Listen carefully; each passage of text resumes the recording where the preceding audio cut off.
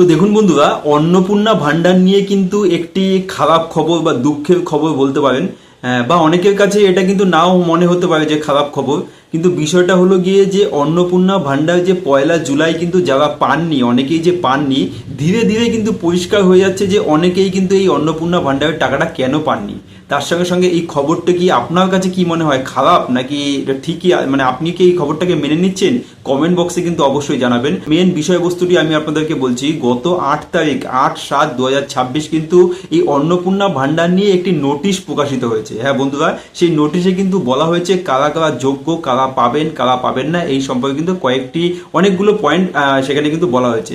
তার মধ্যে যেই মেন পয়েন্টটা নিয়ে আমি আপনাদের সঙ্গে আলোচনা করতে চাই সেটা হচ্ছে গিয়ে, আপনাদের অনেকেরই কিন্তু প্রশ্ন ছিল যে আপনার ফ্যামিলিতে দেখুন কেউ দেখা যাচ্ছে যে কেউ সরকারি চাকরি করে, আপনি যে কিনা অন্নপূর্ণার জন্য অ্যাপ্লাই করেছেন তিনি কিন্তু করেন না, কিংবা তার দেখা যাচ্ছে তার হাজবেন্ড হোক বা তার শ্বশুর মশাই হোক কোনো রকম কোনো কন্ট্রাকচুয়াল সরকারি বা পার্মানেন্ট সরকারি চাকরি করেন, তো সেক্ষেত্রে তিনি কিন্তু এই অন্নপূর্ণা ভান্ডারের টাকাটা পাবেন কিনা। তো এতদিন ধরে কিন্তু যেটা বলা হয়েছে, যিনি কিনা যোগ্য, মানে যিনি কিনা দেখা যাচ্ছে এই অন্নপূর্ণা ভান্ডারের জন্য অ্যাপ্লাই করছেন, তিনি যদি কোনো রকম কোনো সরকারি চাকরি না করে থাকেন, ইনকাম ট্যাক্স না পে করে থাকেন, বা তার নামে কোনো জিএসটি নাম্বার না থেকে থাকে, তাহলে কিন্তু আপনি এই যে অন্নপূর্ণা ভান্ডারের টাকাটা পাবেন।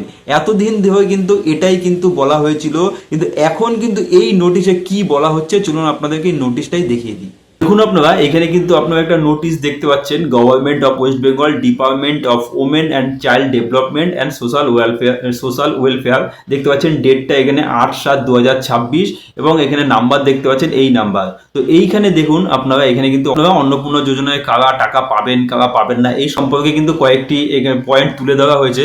তো এইখানে কিন্তু তার মধ্যে থেকে আমি আপনাদেরকে যেটা দেখাতে চাইবো, এইখানে আপনারা একটা পয়েন্ট দেখতে পাচ্ছেন, it was asked whether AWWS, AWSH, ASHA worker, civil volunteers, para teacher etcetera, মানে এটা জিজ্ঞাসা করেছিল এদের জন্য, ওই যেগুলো আমি বললাম, ASHA worker, civic volunteers, para teachers, এদের জন্য will be eligible for Annapurna যোজনা।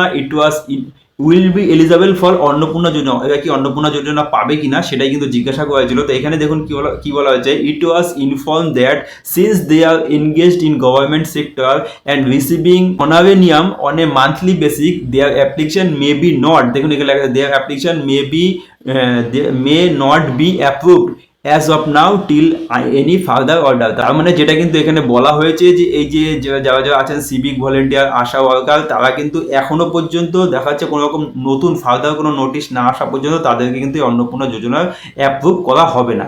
এরপরে যে দ্বিতীয় ইম্পর্টেন্ট পয়েন্টটা, সেটা আপনারা দেখুন এখানে কি বলা হয়েছে, query was raised regarding of the family members of government employee pension income tax payer should be considered or not as the notification does not maintain about the family members.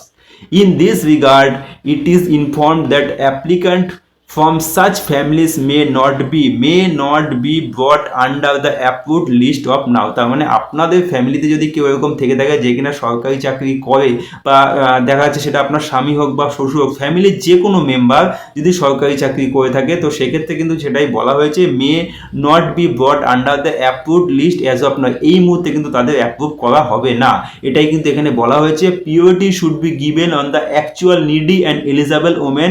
In this regard clarification would be issued। তার মানে এখানে কি বলা হয়েছে যে purity should be given to the actual needy, মানে actually প্রয়োজনীয় যাদের আছে, অত্যন্ত প্রয়োজনীয় যে সমস্ত মা বোনেরা আছে, তাদের কিন্তু এই মুহূর্তে প্রায়োরিটিটা দেওয়া হয়েছে, তাদের কিন্তু অন্নপূর্ণা যোজনার টাকাটা দেওয়া হয়েছে, এটাই কিন্তু বলা হয়েছে। এবং ক্লারিফিকেশন উইল বি ইস্যুড, মানে পরবর্তীতে কোনো রকম নির্দেশ না আসা পর্যন্ত, পরিষ্কারভাবে কোনো তথ্য কিন্তু পরবর্তীতে আসবে, ততক্ষণ পর্যন্ত কিন্তু এদেরকে, মানে যেটা আমি বললাম, তাদের কিন্তু এখন কিন্তু অ্যাপ্রুভ করা হবে না। হ্যাঁ বন্ধুরা, এমনটাই কিন্তু বলেছে, যেটা কিন্তু আপনারা এখানে দেখতে পেলেন।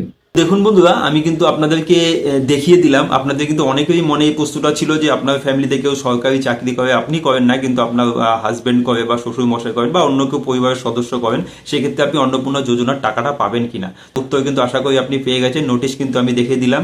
এইবার আপনারা কিন্তু কমেন্ট বক্সে অবশ্যই কমেন্ট করবেন, এটা কি আপনাদের জন্য, আপনারা এটা কি মেনে নিচ্ছেন নাকি আপনাদের জন্য এটা দুঃখের খবর।